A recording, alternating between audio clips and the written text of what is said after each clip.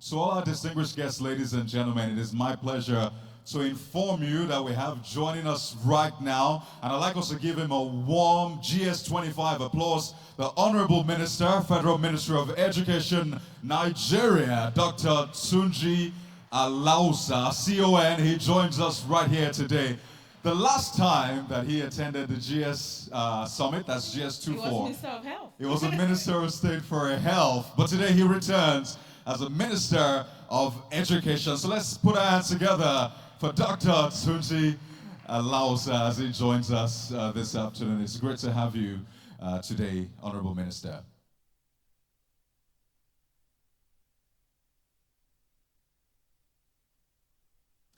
All right, so we'll allow Dr. Alausa catch his breath. There's been a lot of work around curriculum, a lot of things he's been doing. I'm sure he's going to be sharing a lot with us here today. So we're going to take this ministerial interview, is what we call it, sort of a sit down with the minister, get to glean from the work he's doing and what to expect in the education sector. And I'd like to welcome the moderator for this ministerial interview, is the country director, Plan International. Ladies and gentlemen, please let's put our hands together for Dr. Charles Osei, who will be handling this ministerial interview. Let's put our hands together for him. Let's put our hands together for him. Education is really important, so let's show that we really appreciate education. And it's my singular honor to welcome the Honorable Minister, Federal Ministry of Education, Nigeria, Dr. Tunji Alausa, CON, as he comes on stage for this ministerial interview. Let's put our hands together for him. This is one man I'm not sure he sleeps a lot. If it's not JAMB, it is WAEC, it is curricula. He has to do a lot of work. He says I'm one of the people that keep him up at night, definitely. Let's put our hands together for the Honorable Minister. Please have your seat as we get into the ministerial interview. Thank you very much.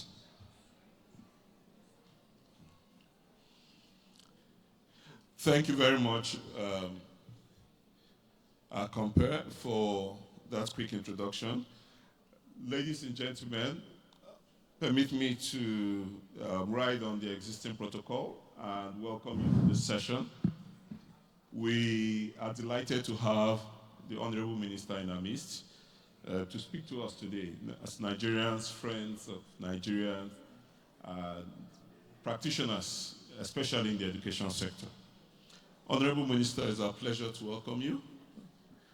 In an unconventional way, let me just check with you. How are you doing this morning? Doing quite well. Thank you so much for coming. It's a pleasure to have you here as our Honorable Minister. Just like our compare said, last year, or last time we saw you, you were Honorable Minister of Health, Minister of State.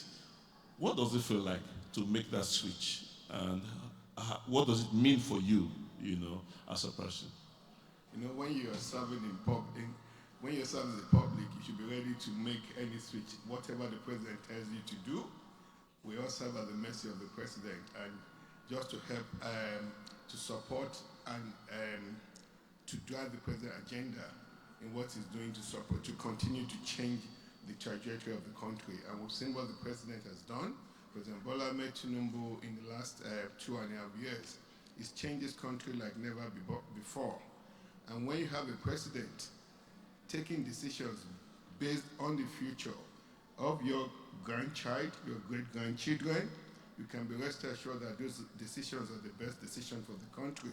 And this is what this president has done, and I can begin to listen to chronicle several of the things that the difficult decisions that President Bola Ahmed Tinubu is taking in the last 24 months plus, removal of fuel subsidy, exchange rate liberalization. There's a significant improvement in security, extensive and massive infrastructural development all across the country. And as we do this, we're seeing this now. We have robust growth, one of the highest GDP growth around the world, growth of about 3.4 to 3.7%. And this has been consecutive for the past 2 years. And we're projected to have GDP growth of about 7%, one of the highest you can ever witness in anywhere in the world, beyond China that did that about 14 years ago. These are part of reflections of what the pedestal the president has put this country on. It's not. This is not falsity. This is not based on superficiality. We're seeing real development in our country.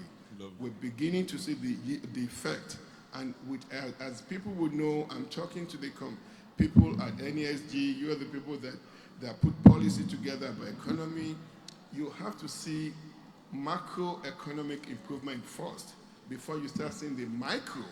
And we're beginning to see that even the micro improvement in food prices, there are more jobs being created.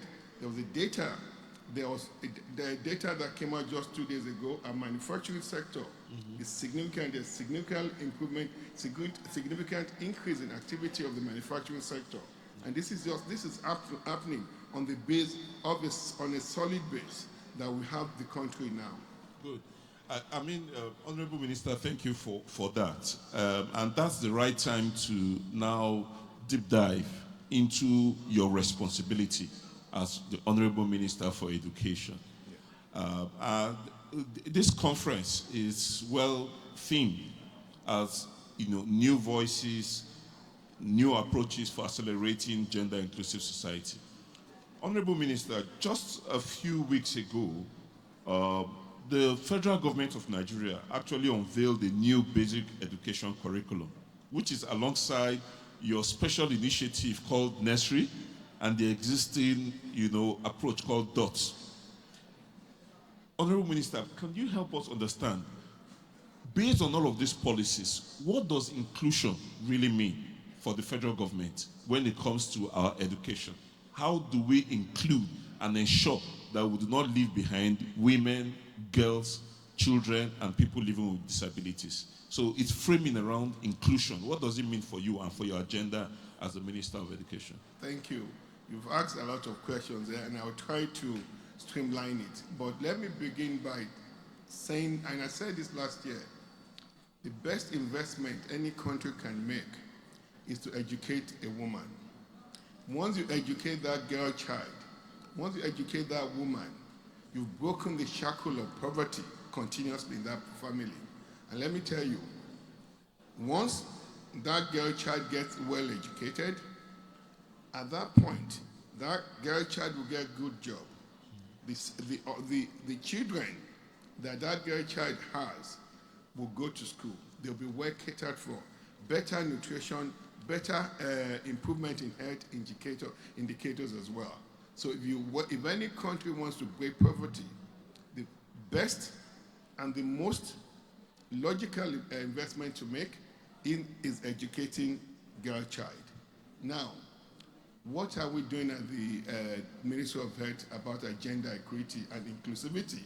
When you talk about inclusivity as well, we don't want to leave the boy child out of the scheme of things, because we're seeing the data we're getting now, more girls are going to school compared to the data that we had 20, 30 years ago, where more boys went to school. More girls are going to school. We also don't want to leave our boys behind.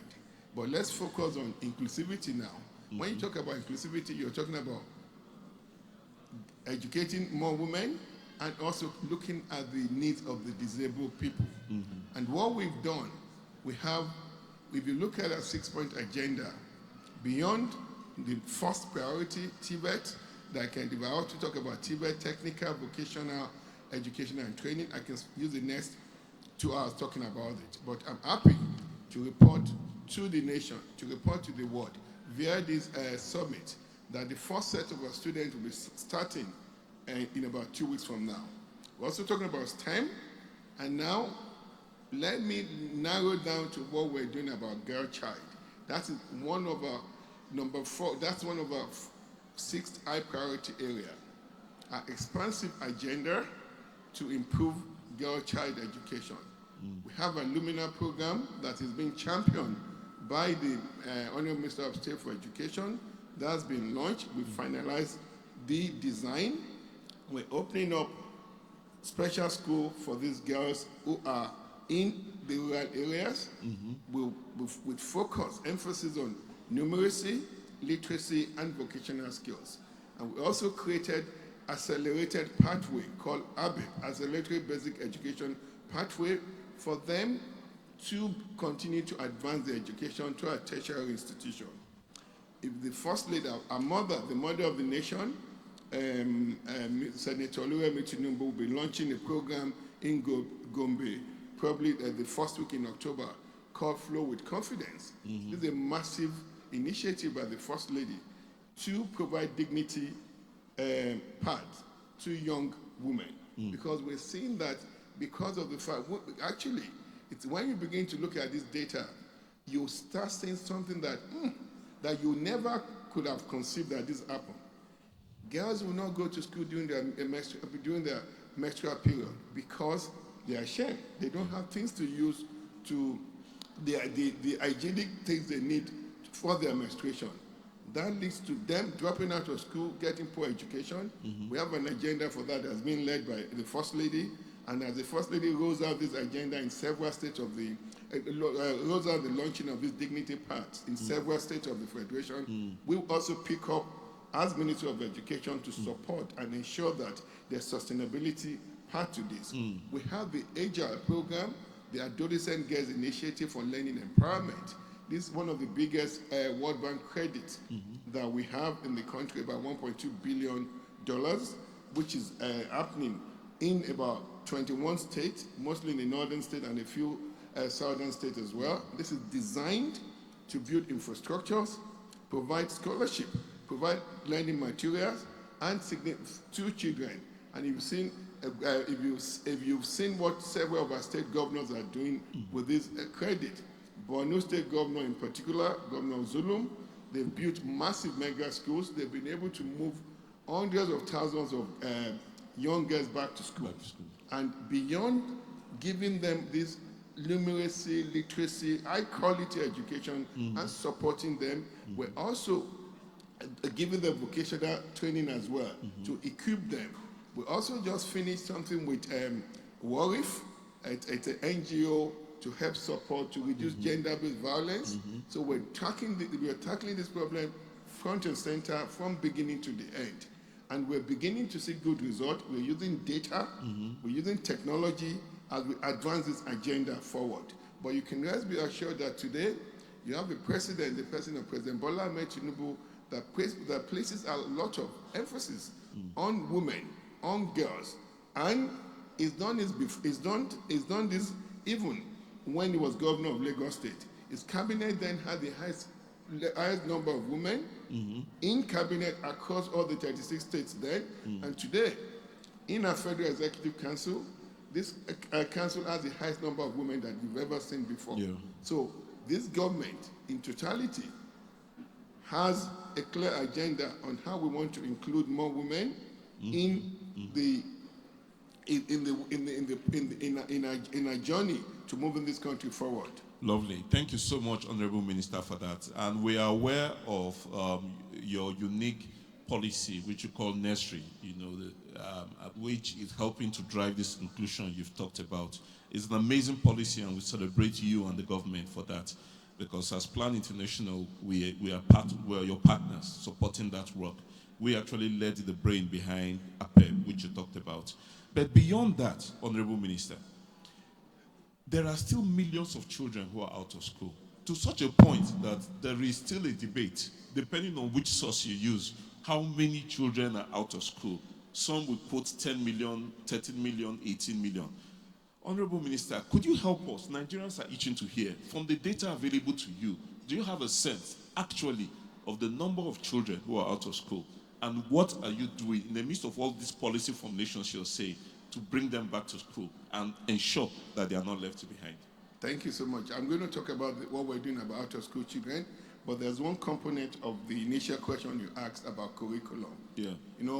Curriculum should be competence-based, should improve the functional delivery of education that we give our children. We've done a comprehensive curriculum review today. And if I take a wide guess here to ask a question, just ask a question here that somebody should just tell me the number of subjects that are being offered by WAEC during the annual WAEC exam, the May-June exam, and the number of questions that are being offered by NECO. If I ask everyone of you, I guess nobody will give me the right answer, but let me give you the answer. Today, WAEC offers 74 courses, subjects. That's what our children are being tested on year over year. And NECO, 76 subjects. This is unwieldy. So before, primary 1 to primary 3 students were made to take 20 subjects. Yeah. Primary 4 to primary 6, 21 subjects. GSS 1 to GSS 3, about 18 subjects. And SS1 to SS3, about 9 subjects. We've done extensive curriculum review. We're going to be releasing information today. We've streamlined it, more functional, make it more functional, not volume-based, targeted, directed to what these children need to improve their cognitive function, to improve the quality of education they're getting. Today I can report to you that we've reduced the number of subjects that are primary 1 to primary 3 will be taken to minimum of 9, maximum of 12, if you want to take other Nigerian language subjects. For primary 4 to primary 6, also they'll be taking minimum of 10 with a maximum of 11 subjects. Okay. GSS 1 to GSS 3, minimum of 10 and maximum of 12. And the same thing for SS1 to SS3, about minimum of 8, maximum of 9 or 11. But what we've done differently, we've infused Nigerian history into that curriculum, and our child now, any student in Nigeria today will learn Nigerian history from primary 1 to SS3. We've also changed the way digital literacy is being delivered to these kids.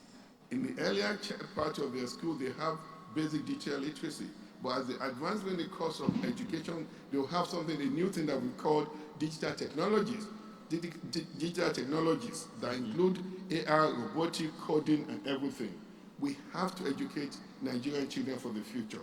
So with this curriculum review, which is the bedrock, foundation of the quality of education we want to deliver to the children, we've done that, and that will take effect from this September 2025-2026 academic session.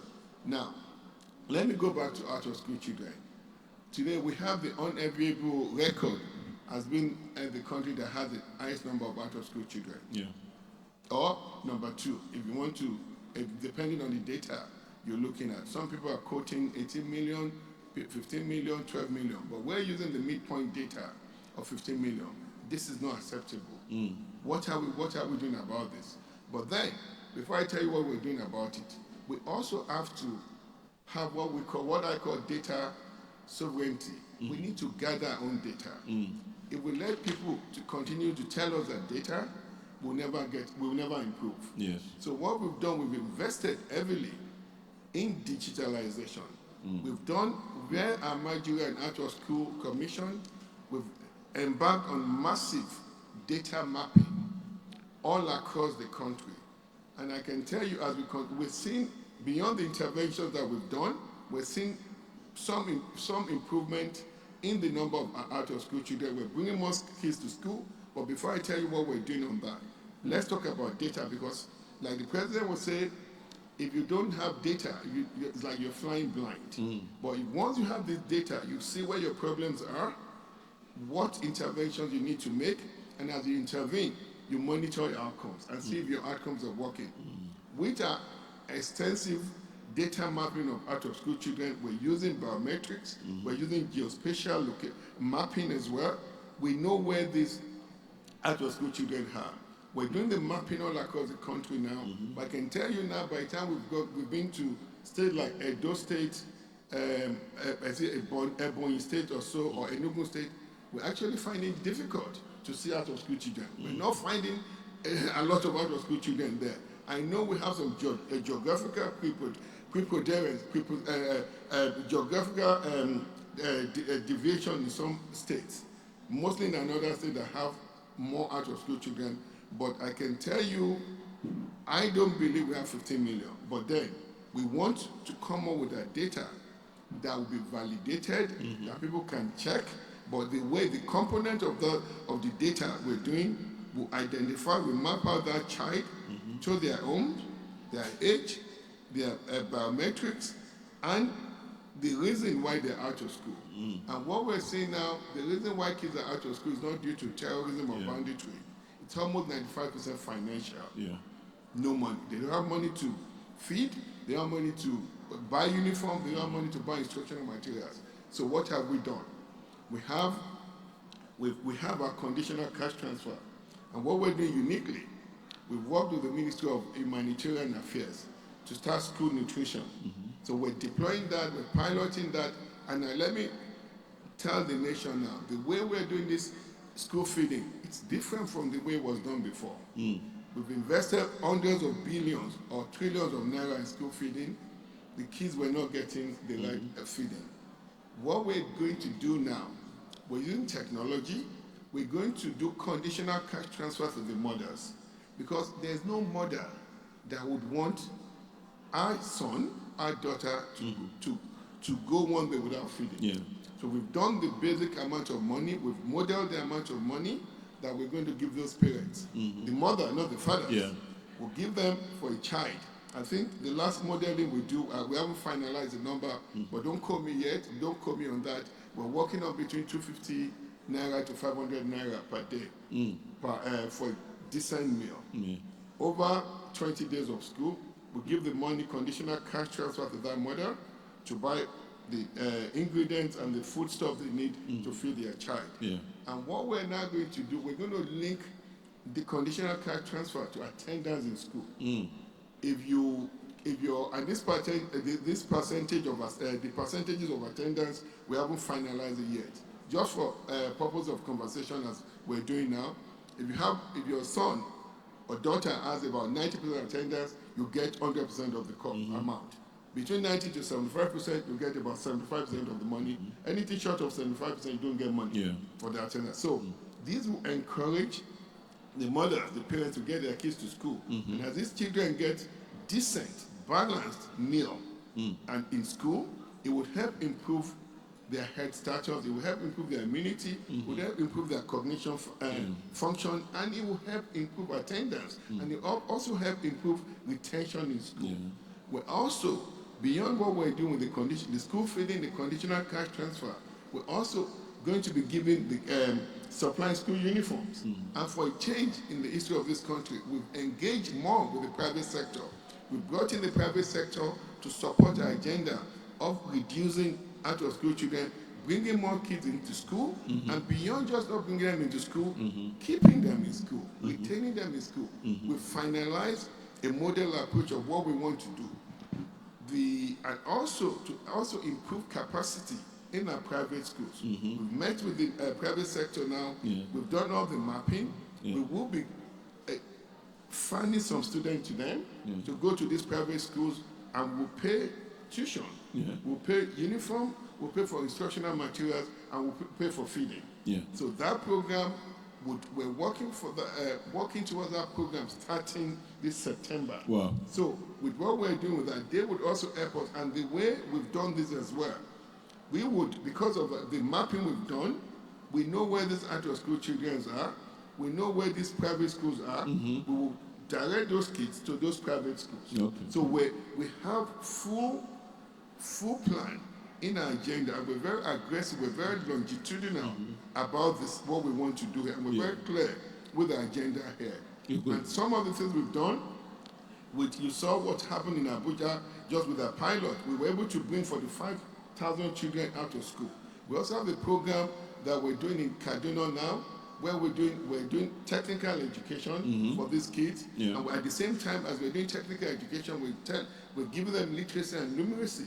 The Minister of State was just there on an announced visit, was very impressive. These kids could speak English now, they could talk, and they're being offered trades. That will give them functional training, so they'll give them training to be able to function and do things for themselves. So, I mean, Honorable Minister, you've said a lot. Ladies and gentlemen, can we put our hands together for the Minister?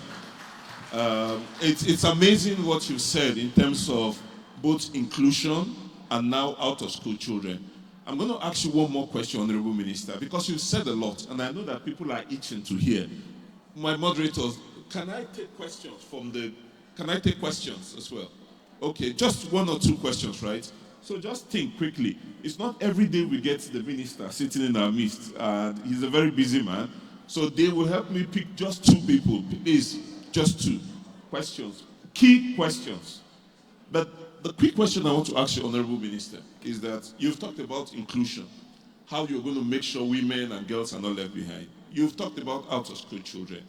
Honorable Minister, children will now go to school, but we have increasing cases where schools are still not safe. Nigeria is a signatory to the Safe School Declaration. What is your government doing, Honorable Minister, to ensure that schools remain safe, particularly for girls? I like your word, Yes. that what we're doing to ensure that schools remain safe. And you're right, we're signatory to Safe School Declaration. We have a safe school unit in the ministries that we've cascaded to all the state ministries. And I can tell you, what you've seen in the last 24 months plus, Yeah. there has not been any kidnapping in any of our schools. It's not coincidental.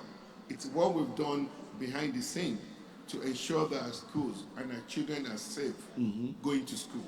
We're collaborating more with the counter-terrorism department. Yeah. We're being proactive. We're working more with the national security advisor, the police, the civil defense, and also the army.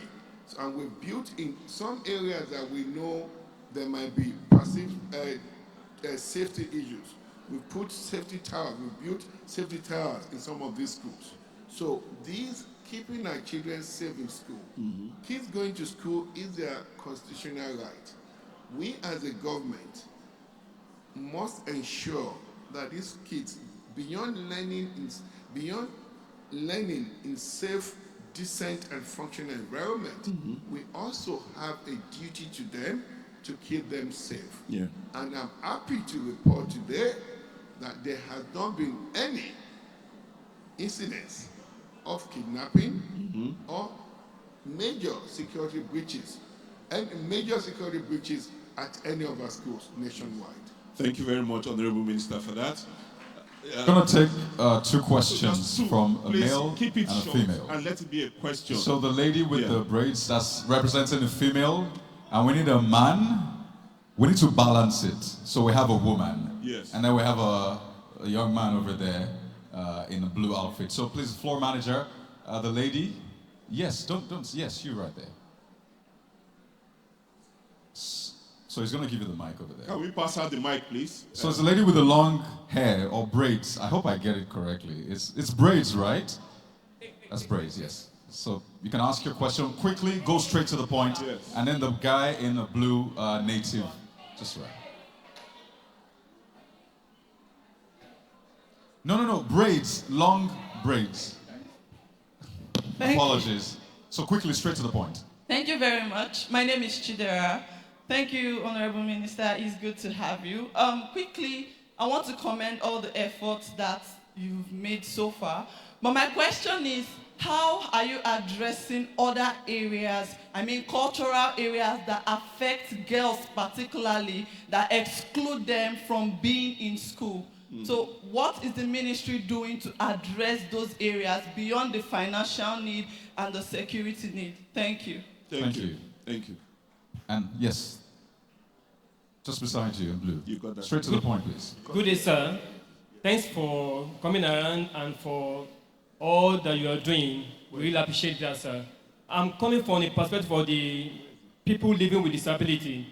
Now, we see that they writing a WAEC or NECO, it is same curriculum that are being used for the hearing individuals are using, that they also are using.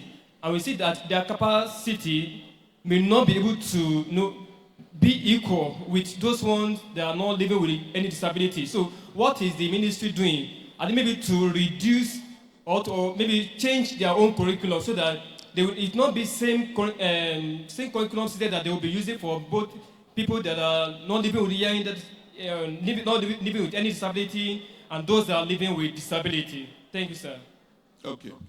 Okay. Should I go ahead? Two questions. What we're doing about culture and people living with disability. We're ethnic society, and we have multicultural society as well, and we have to be sensitive to each of our culture, the diversity of our culture. And what we're doing in the education department, and that's why you haven't seen us make things, just do things by fiat. We now have increased engagement of the subnational government. We're talking more from the minister as minister, communicating more with the governors at the subnational government level. We're tailoring our various strategies to the needs of those society, to the needs of those regions. And that's why you've seen for a change in the country today, we have good coordination between the federal government and the the subnational government.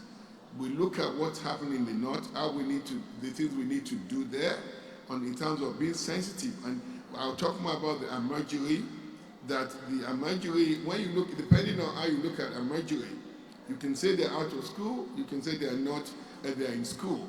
But these kids are there learning Quran, they're learning Quranic memorization. They're captive kids between certain hours of the day. They're in school.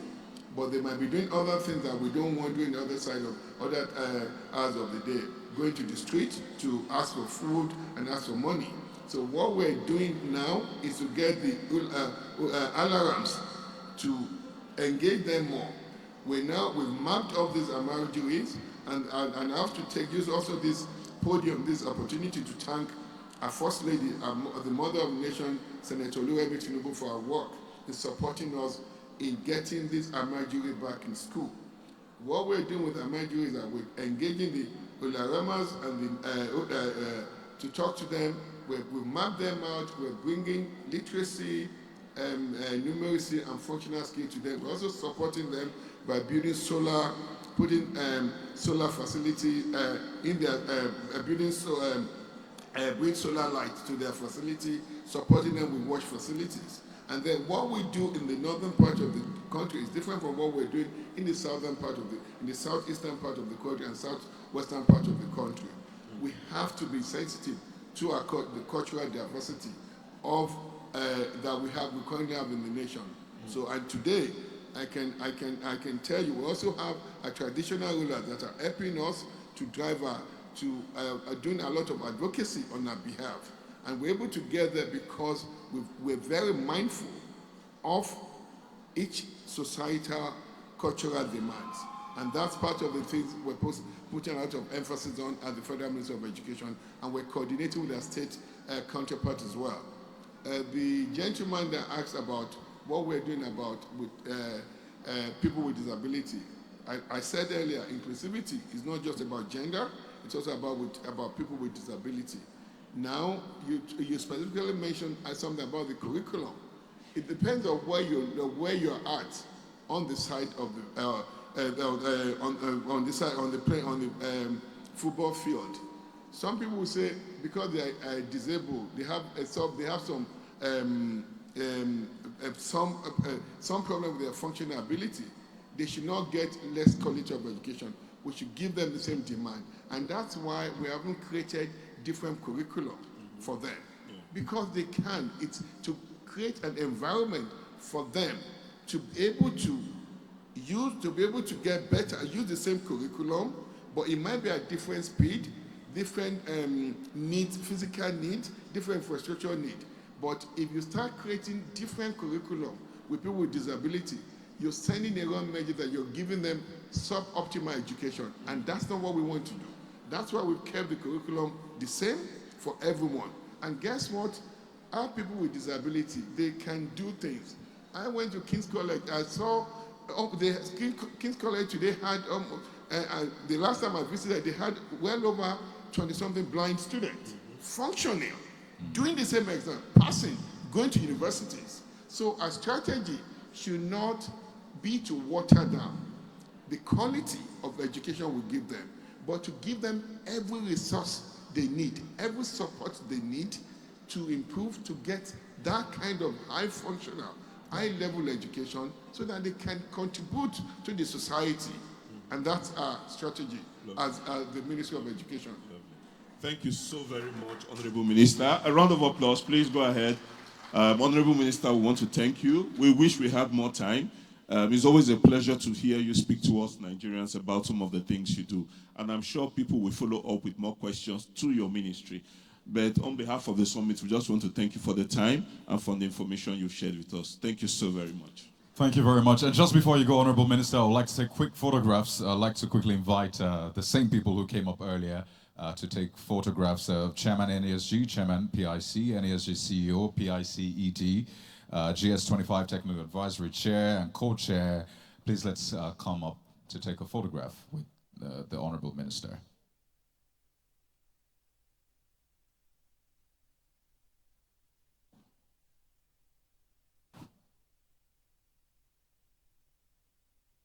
All right, we'll also like to invite our guest speaker and the board members of the NESG. So our guest speaker, kindly step up, and board members of the NESG as well.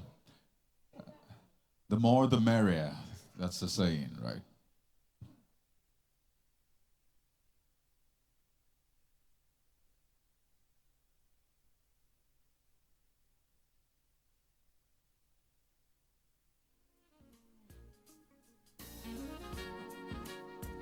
All right. While the pictures are being taken, we have a couple of announcements, and please, we would like everyone to pay